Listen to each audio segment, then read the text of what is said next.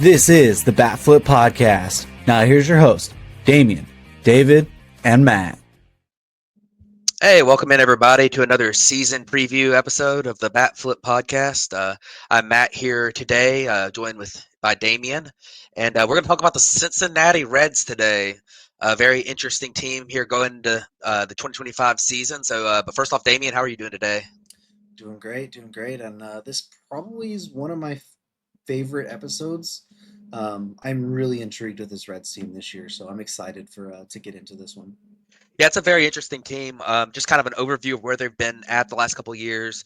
Year before last, they had a surprisingly good year. Ellie De La Cruz came up. They had a few guys like TJ Friedel was one, Jonathan India, a couple of players that had like bounce back years or breakout years, and then they had all the young kids come up. I mentioned Ellie, but also Matt McLean. They had. Christian Encarnacion Strand, Spencer Steer. So they had some good fortune a couple years ago. Last year, it took a little bit of a step back record wise, but they were probably a similar quality of team. And it's a very interesting team. A lot of young players, a good farm system still. Damien, do you think that this team is one that is headed into the contention phase now, or do you think they're still a couple years away? Yeah, I think they're on the right step towards the contention level team. I think last year in that step back season, they did deal with a good amount of injuries. Yes, they did. Friedel was injured. I think even Fraley had some injuries. Candelario was not really good after they had signed him. Steer had dealt with some stuff. So there's just a bunch of things that you could say that kind of pointed towards why they took a step back and that you could easily see that progression, that very easy progression into the 2025 season. So when we get into all of that, I think we'll have a little bit more in the weeds. But I really think Yeah. this team you could see being, right into that either division hunt or at least in that wild card race for sure. Yeah, absolutely. I'm with you. I think this is a team that could be around that 500 mark. We'll get to that at the end here of on what we predict is going to happen, but definitely an interesting team to watch this year. So I guess we'll start off. The Reds are a team that typically lower level payroll, mid market team. I think their ownership might be a little bit underrated in their willingness to make moves and to add some when the time comes right. But they're still a team that's not going to spend a lot of money. They're not. They're not quite the Pirates or the A's from the past few years or somebody like that. But they definitely are a little bit stingy. So moving on, we'll talk about what they did this offseason. I think the biggest ad they made might be Terry Francona. I know Damien wanted to include him on the list here, so I'll let you go into more into that one here in a second. But Terry Francona is a big deal. I think he's won what 3 Manager of the Year awards. He's a World Series champion manager. He's been to the World Series with multiple teams. Um, One of the best managers of all time, and adding him is a big deal. Gavin Lux brought him in from the Dodgers. We'll see if he can kind of figure it out here in with the Reds now.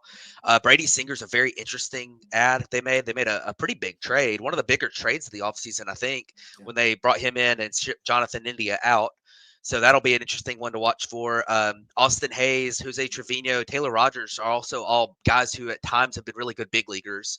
It's going to be interesting to see, especially with Jose Trevino, how those guys are used because there is a little bit of a logjam between the two, Hayes and Trevino, in their positions with the outfield and at catcher.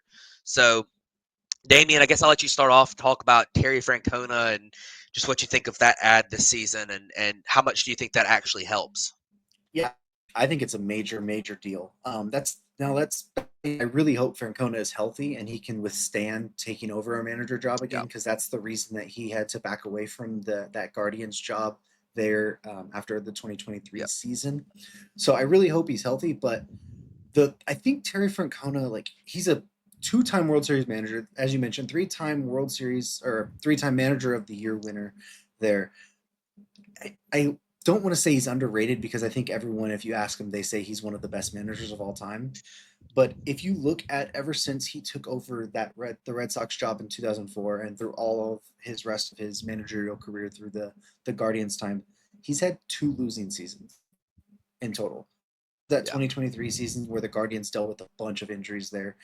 The other one was in where I just had it. It was in 2021 when they were 80 and 82. So Yeah. really close to a 500 record as well that year. So I think he's going to add a lot of veteran presence to this Guardians team, to this Reds team. That David Bell, I don't say he's a bad manager. I think he was given a lot of bad situations at Yeah. time, but I think he didn't know how to really connect enough to get them over the hump. I wouldn't be surprised if he did the job, and he does very. But Francona, I think very very good at, especially his team is being right there at that 500 ish mark is what we're kind of thinking, and then I think he can easily be a manager to help take them over the top for sure. Yeah, I'm with you. On especially on the Terry Francona being such a underrated manager in baseball history. People don't really talk about him as much as some guys who are real similar to him. I mean, like he should be in the conversation with like Bruce Bochy and Mm, um, you know, very much so. like that type. Or the trying to think of the guy, the Phillies guy. Charlie Mannion. Anyways, yeah, yeah. A lot of people talk about him being this like great manager, and I mean, I think that Terry Francona is right up there with all those types of guys. But yeah, and then these ads are interesting. I just don't know with Terry Francona. I just don't know how much the manager actually matters, and I think we saw that with the Cubs last year. I think it Um, matters enough on the margins it there. might, but if you're expecting to flip the team by bringing in Terry Francona, make them from a non-contender to a contender, it's not going to happen. And that's where these other players come into effect. I mean, there's a world where there's at least three players here that there's a world where they're really good this year that they Mhm. added. Yeah. So now losing Jonathan India is going to hurt this team. But a lot of the guys they lost, we'll go through them real quick. India, they lost Joey Weimer. I didn't even realize he was with the with the Reds last year. Fernando Cruz is a okay reliever. Alex Jackson, backup catcher, that they replaced him with a better backup catcher who might be a part-time starting catcher in Jose Trevino. Justin Wilson's kind of over the hill. Ty France is kind of interesting because he's been good before, and but I just don't. I'm not a huge believer there. Jacob Junis and Ahmed Rosario are, not. They're kind of depth pieces for a team, so they didn't really lose anything major. Do you think, Damien, with the exception of Jonathan India, who his loss is going to hurt, but they do have a lot of depth at that position. They have a log jam in the infield. Do you think that any of these other guys really hurt them at all? I mean, I think Fernando Cruz is really good, and when we look here in a little bit, I think the bullpen could use a little bit more help. I know they brought in Taylor Rogers, but I think they could have used another bullpen arm there. And it was like for a that trade was for Jose Trevino, so it was like, can you go and just sign a decent defensive backup catcher there and potentially save yourself a Fernando Cruz? But outside of that, I don't think none that much of these subtractions really hurts them a lot. And I think even the subtraction of Jonathan India, I don't think it really hurts as much because if you factor in the fact that they didn't have Matt McLean at all last year, Yeah, and that he's hurt. coming back to basically take that second base position over. So I feel like you got a better player at that second base position already because I think Matt McLean is a better player than Jonathan India. Yeah, I'm with you on that. So we'll move on now and talk a little bit more about their bats here. And this is a team that it's not. I'm not super high on this team with their position players. I think it's a team that's probably going to hit pretty well, but I'm a little concerned about some of the defense here. Um, I- you know, they could definitely and they did address a couple of these positions that are struggles. Like they addressed third base last year with Candelario, and they addressed left field because they just brought in Austin Hayes. But like, I'm not. This doesn't look like a contender to me. But obviously, you've got Ellie and McLean up the middle. Those two guys are as good as it gets in the middle infield. Um, you look at their outfield, and Friedel's been good. He's a solid player, but like I don't know, man.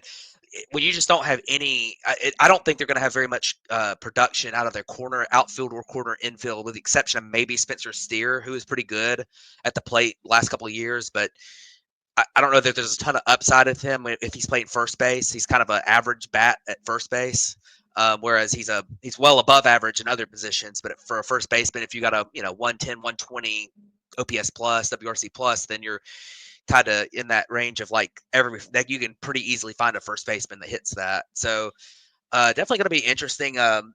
Damien, if out of these different positions, especially like I mentioned, the corners on the infield and the outfield, where do you think that the biggest kind of need is for this team to one of these guys to go right, but for them to have a good year? Yes. So I want to point that since I made these graphics, I think what was it Tuesday, is when I made graphics.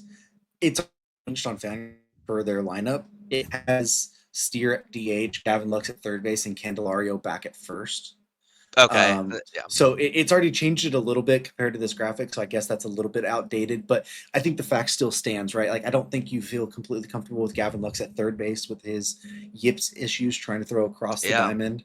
Candelario and Steer defensively at first base. It's kind of smash here and there. Um, but I think this team is. I don't know if you could say there's a ton of room at like given we know their constraints at all that like hey they have an obvious need to upgrade here, right? Like I think Steer I like Steer a lot more than most people. I think he had a really down year last year, but that's partially because of the injuries again. I think he could take a step back or a step up. I think Candelario can find himself again. Hayes is another really interesting one. He's looked super good in spring so far. And I know he dealt with some illness and stuff when he was with the Phillies last year as well. So I think there's some spots where you say like, okay, of course you would like to have a better defensive third baseman than a Gavin Lux or Candelario or whatever there. But at that same time, it's like I don't know where the Reds can get that type of player to help them really improve right now.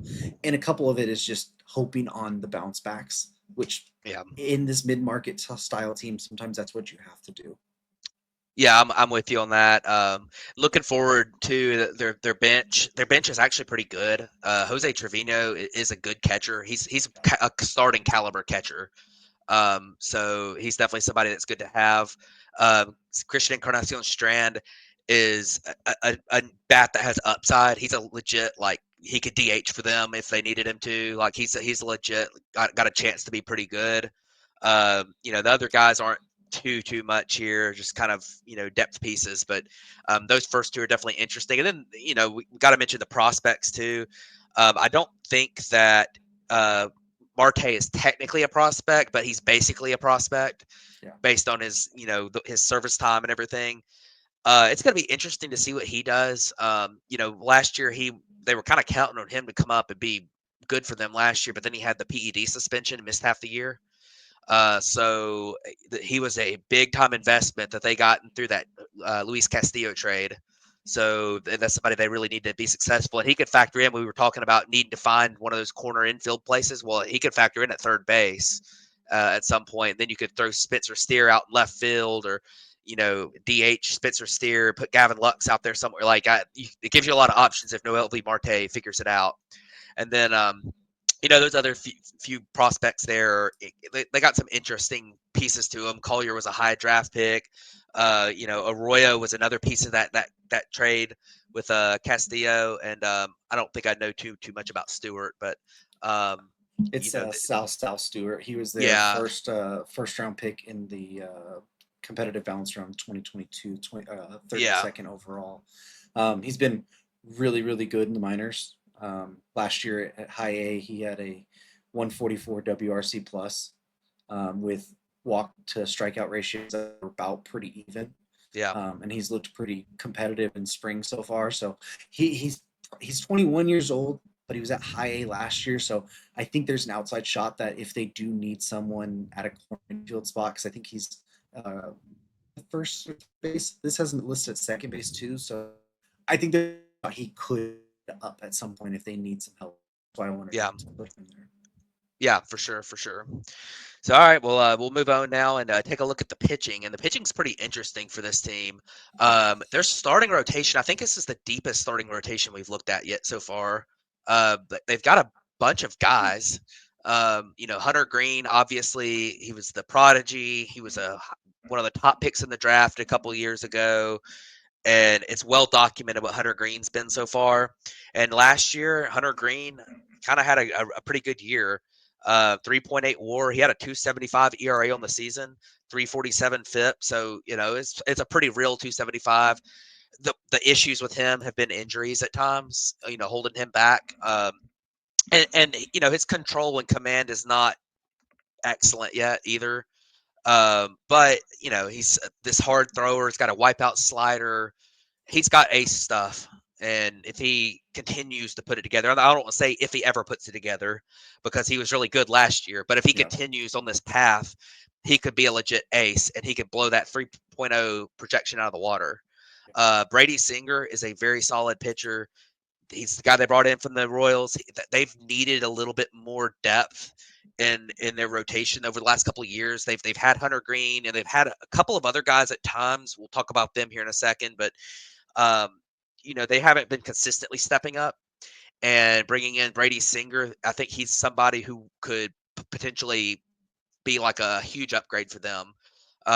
Really adds depth. Andrew Abbott was pretty good as a rookie a couple years ago. He's kind of an interesting guy. He's a lefty. Um, he's had a sub 4 ERA in his first two big league seasons. So he's interesting. He's dealt with a little bit of injury. Nick Martinez, they brought him back on the qualifying offer. Um, he was very, very, very good for them last year, but we'll see if he's able to keep it going. I thought he did. I thought that was if you're gonna blow it on a qualifying offer, or you give somebody who's obviously not going to get a big contract the qualifying offer, then this is the type of guy that it could work out with because he's got good stuff. He did good last year, and Nick Lodolo has always been really interesting to me. He's never put it together or been healthy long enough to put it together, but he's really interesting to me if he's healthy this year. So Damien, there's not really a ton to add with these guys that we kind of I think it's pretty straightforward what they are at this point. I guess out of the two lefties there, Andrew Abbott and Nick Lodolo, which one of those two guys do you think might take that step forward this year and really become a really solid piece in this rotation? Yeah, I think for me the easy answer is Lodolo because I think the stuff is just there if he could just Yeah. figure out how to stay healthy first off. Which he did throw a career high in innings last year. I think it was like 122, I want to say, or no, 115 point in a third. So I think the stuff is easily there. He's a guy who, in his career in the major leagues, has a 10.5 strikeouts per nine, 3 walks per 9. But if you look at Abbott, it's like a 7 Ks per nine and Yeah. almost like a 2 to 3 walks as well. So the answer is Lodolo there. Um, if you're looking strictly at the lefties, I honestly think that the biggest one here is Singer. I think getting him with Derek Johnson, who I think is widely regarded as one of the best pitching coaches in Major League Baseball as well. I wonder if there's something in there that he knows or that he sees that he can key on to potentially get Singer to reach that status that he was of a high level pick at one point with Yeah. 18th overall pick. Um, Singer, he doesn't strike a ton of people out, but I think there's something there that they Yeah. might be able to tweak a little bit. Maybe get a little bit more ground balls because as far as someone who doesn't strike anyone out, he still only runs a sub 50% ground ball rate. So I wonder if that's something they can do there too. Yeah. And, just further to your point on Brady Singer, his career numbers are pretty good. He had a bad 2023, but I think part of that might have been a little bit of bad luck too. His career FIP is under 4. His career xFIP is under 4, and he's just had a couple of years where he had a little bit of bad luck. The Royals for most of his time there were bad, so playing in front of some bad defense at times too. Yeah, But he's already put 10 over 10 WAR on the yeah, board here in really 4 full seasons. So pretty solid pitcher there. And there, like you said, there might be something else to unlock. He was a high draft pick not too long ago. So yeah, definitely interesting. I definitely like their starting rotation. As I mentioned earlier, I think it's the deepest one we've looked at so far. I don't know if it's got the same upside as like the Pirates one does. yeah, But and I guess before we get to the bullpen, we'll talk about the prospects because they're all starters here. That might be where the upside comes from because Chase Burns has about as much upside as anybody you could find right now. And Rhett Lauder and Chase Petty are not far behind him. So out of those three, which one do you think Damien might make the biggest impact this year? I think it's Burns. I do too. He's a college arm as well. He went to Wake. Um, he was the number 2 overall pick this last year. I think he's going to be someone. He's 22 years old already. He's going to get fast tracked through the minors. I would say. Chase Petty. He's 22 now, but he was a really young prospect. I think he was actually the return for Sonny Gray when they traded him to Yes. Minnesota. Yeah, from Minnesota. There, his stuff has kind of fallen off a little bit back from what it was expected to be. Um, there, but and Louder, I believe Louder was dealing with some sort of an injury that's kept him back a little bit, I want to say, or delayed his spring a little bit. He did make the majors last year and he looked good so far. And in 6 games, he almost put up one Yeah. WAR. But the peripherals weren't quite as good there. So I think Louder's probably going to come a little bit later if I'm remembering that his spring is delayed. Yeah, But go ahead. it is. He started his throwing program just a little bit late because he had Yeah. some elbow soreness. So hopefully that's nothing that's going to linger and be a real issue. Hopefully it's just precautionary and he's fine. But he did have a little bit of a slow start. I'm sure he's probably not far from being in games.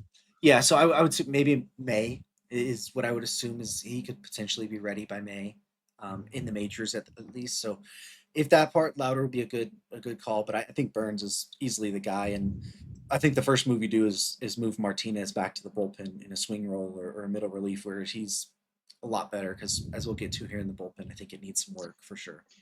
Yeah, and that's what we'll get to now is this bullpen is probably going to be this team's Achilles heel. I think there's a chance the offense isn't quite as good as it needs to be with some of those holes we discussed earlier, but this bullpen is probably where they could definitely use some more guys here. And it could come from, as you mentioned, Martinez. It could also come from, we mentioned that Rhett Lauder had some injury issues. Chase Petty's stuff might have backed up a tiny bit.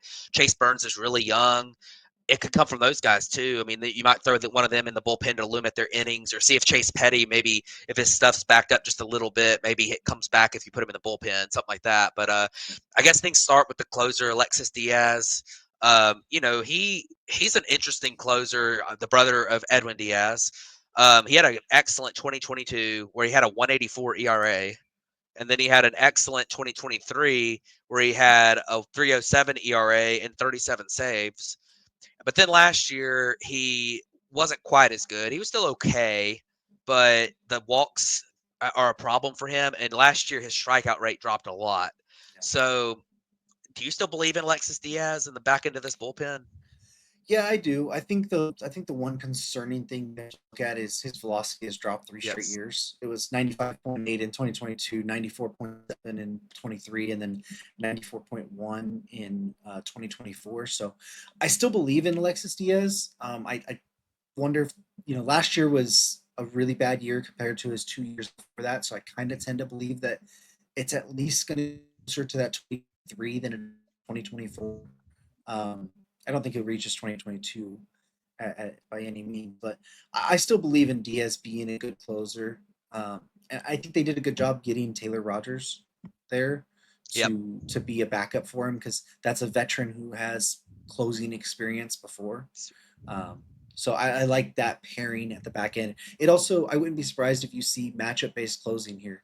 I don't know if they would go in with Diaz, having to be the closer full time, or if you have 2 or 3 lefties there, maybe Rogers is the guy to get that call that day. Yeah, I'm with you. Yeah, the rest of this bullpen, as you mentioned, Taylor Rogers, I like that pickup too. He's been a good reliever for a while. Emilio Pagan, it is what it is. He's kind of a frustrating reliever because he has pretty good stuff. You feel like, and he strikes a lot of guys out. Doesn't walk too many guys, but he just gets hit. So he's kind of frustrating, but hopefully he can put it together this year. And then the rest of this bullpen just doesn't really inspire you too much. I mean, there's not really much that's super interesting about it. I mean, you got Sam Mole, you've got Tony Santillan, who has been a starter for them at times, has transitioned to the bullpen. Brent Suter has had some moments as a reliever where he's been okay, but he's kind of your third lefty here. And then Scott Barlow is interesting, but he's been kind of bounced around a little bit the last couple of years. And the one guy that I think is pretty interesting out of this group is Graham Ashcraft. He was a Yeah. starter the last couple of years, and he's a really hard thrower. He's had some flashes of success as a starter. Moving him to the bullpen, I think, could end up helping him out. I think the biggest thing for Ashcraft is just developing a second pitch. He's got a really good sinker, and he's hard to hit with that sinker, but he really needs a second pitch to get guys off of it. So we'll see if he's able to do that, make some adjustments, and be more successful in the bullpen. But it'll be interesting. Hopefully they can figure it out. Some of these guys break out, but I guess moving on to our Wait, last slide. one Yeah, quick go ahead. Go thing. ahead. I want to say I do think there is some potential here with some guys like Centillion and Barlow to regain themselves. But one thing you always have to remember, and this is why I wanted to put him on the ads part, is Terry Francona is one of the best bullpen managers Yeah. in baseball as well. So I wouldn't be surprised if we see this bullpen kind of tick a little bit more in the positive favor than we are talking about it, just because of the way Francona and his staff that he usually has knows how to game plan and manage Yeah. and put pitchers in the right scenario. So that's just something to watch out for this year because I think that Francona, that's where I think he could help add a little bit of an edge where they don't have the names, but maybe they game plan really well with the bullpen. Yeah, absolutely. So I guess we'll move on and talk about the outlook here. Their over under win total is 78.5. So Damien, I'll let you go first. What do you think? 78.5. Yeah, I think if you've listened to me through this episode, I tend to be a little bit more optimistic with this Reds team this year. I think they're going to be definitely over this 78.5 win total. I have them getting closer to the 82 to 83, you know, wins that they were in 23 and 2021. I think they're at that level of team, so I wouldn't be surprised if they hit this over pretty easily. Yeah, I'm not super high on this team, but I could see them hitting the over on this. I think that there's a world where they hit way over on it because we didn't really talk about it much at all. But I think Ellie De La Cruz could end up being like an MVP type guy this Very year much so. because he is so young and he's been super successful the last couple of years while still having some pretty big flaws in his game that he can work on at his age. So I think it's very possible that he could have a breakout, and then some of these other young guys take a step forward, and they're a lot better than this 78.5. But I think I am going to take the over, but just barely. I think they end up winning 79 or 80. I don't know that I fully trust their lineup depth. I think they've got a couple guys there, and then Same. I do think the bullpen's going to end up being an Achilles heel for them. But moving on, their odds to make the postseason plus 300, odds to win the NL Central plus 650, odds to win the World Series are plus 10,000. So definitely a long shot here for the World Series, but this is a team you could potentially see in that like 7 seed wild card conversation here at the end of the year. And the Central, you never know because the Central's not Yeah. very good. So, but yeah, I guess that'll wrap us up for this one. Don't forget, like, comment, subscribe. We appreciate people tuning in to us and join us on the next one. I believe we got is it the Giants next? It's the Giants or the Blue Jays. I'm not sure which one is Okay. exactly. Yeah, But so we'll get one of those and check out. We've done, I think this is our eighth one or something. So check those out. Check us out on Monday nights. So appreciate everyone for tuning in, and we'll see you later. thanks, guys.